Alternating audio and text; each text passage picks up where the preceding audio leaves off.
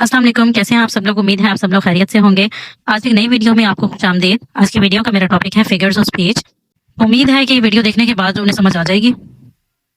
Figures of speech are special ways of using words to make language more interesting, beautiful and expressive. They help us compare things, create pictures in the reader's mind and add emotion or emphasis. Figure of speech दरअसल अपनी बात कहने का एक समझने के दूसरा तरीका होता है जिसमें लैंग्वेज को इंटरेस्टिंग बनाया जाता है। एक हम सिंपल वर्डिंग में बात कर रहे होते हैं, फिगर ऑफ स्पीच के थ्रू जो है वो हम लैंग्वेज को बहुत ज्यादा स्पेशल बना देते हैं। उसमें हम चीजों को कंपेयर करते हैं और इस तरह की वर्डिंग इस्तेमाल की जाती है कि उसकी पिक्चर जो है वो खुद ब खुद आपके माइंड में क्रिएट हो जाए। फिगर ऑफ स्पीच में बहुत सारी टर्म्स आती हैं। यहाँ पर मैं कुछ टर्म्स डिस्कस करूंगी इस वीडियो में। मिली है मेटाफर, पर्सोनिफिकेशन, हाइपरबोली, इमेजरी, इलिट्रेशन। आज की वीडियो में हम इन टर्म्स को डिस्कस करेंगे। सबसे पहले हम देखते हैं कि सिमिली क्या होती है। इसकी डेफिनेशन देख लेते हैं। Simile compares two things using like और एज। सिमिली जो है वो दो चीजों को कंपेयर करना है, मतलब दो चीजों का मवाजना करना है, और उसमें हम वर्डिंग इस्तेमाल करते हैं लाइक और एज। सिमिली का उर्दू में मीनिंग होता है तशबीह। आप एक चीज को दूसरी चीज के साथ तशबीह दे रहे हैं, दोनों की किसी ना किसी खसूसियत को आप कंपेयर कर रहे हैं। मीन्स के दो देखने में दो डिफरेंट चीजें हैं, लेकिन दोनों में कोई ना कोई एक खसूसियत ऐसी होगी जिसको आप किसी दूसरे के साथ कंपेयर करेंगे। इसकी एग्जाम्पल देखते हैं। यहाँ पर जो एग्जाम्पल लिखी हुई है, हर smile was as bright as the sun. अब देखें, स्माइल और सन दोनों बज़ाहिर डिफरेंट चीजें हैं, लेकिन अगर किसी की स्माइल जो है वो बहुत ज्यादा ब्राइट है, रोशन है, आप उसको कंपेयर करना चाह रहे हैं या उसको आप तशबीह देना चाह रहे हैं किसी चीज के साथ, तो फिर आप इसमें सिमिली का इस्तेमाल करते हैं। या तो आप लाइक का वर्ड इस्तेमाल करते हैं या फिर एज का वर्ड इस्तेमाल करते हैं। एक और सिंपल एग्जांपल मैं आपको दूं।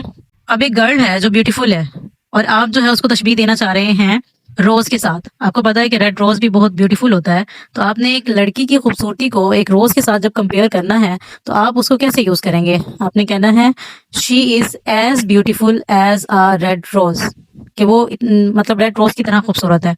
या फिर आप उसे दूसरी वर्डिंग में कह सकते हैं she is beautiful like a red rose, कि वो रेड रोज की तरह ब्यूटीफुल है।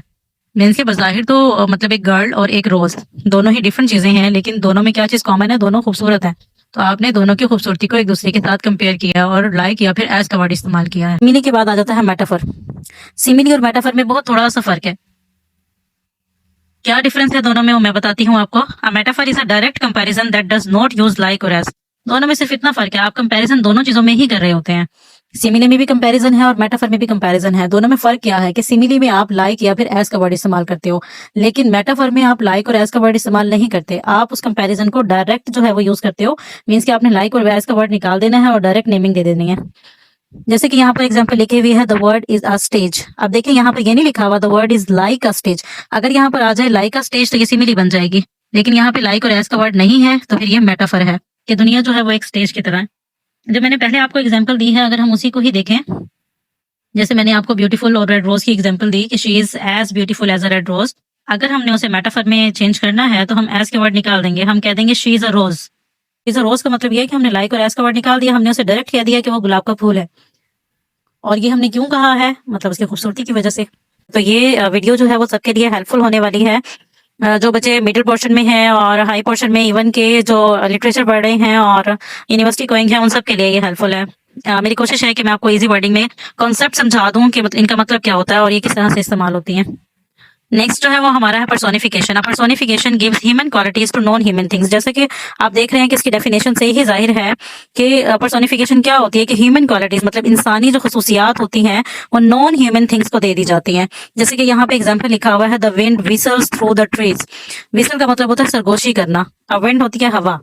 हवा सरगोशी कर रही है मतलब थ्रू द ट्रीज। अब हवा सरगोशी करना जो है वो इंसानों की कैरेक्टरिस्टिक है, तो हवा को ये कैरेक्टरिस्टिक दे दी गई है, तो फिर ये पर्सोनिफिकेशन का इस्तेमाल हो रहा है। जैसे कि हमारी 9th की बुक में आपने देखा होगा कि समरी डैफोडिल्स में उन्होंने डैफोडिल्स में पर्सोनिफिकेशन का इस्तेमाल किया है। The daffodils were dancing and fluttering in the breeze.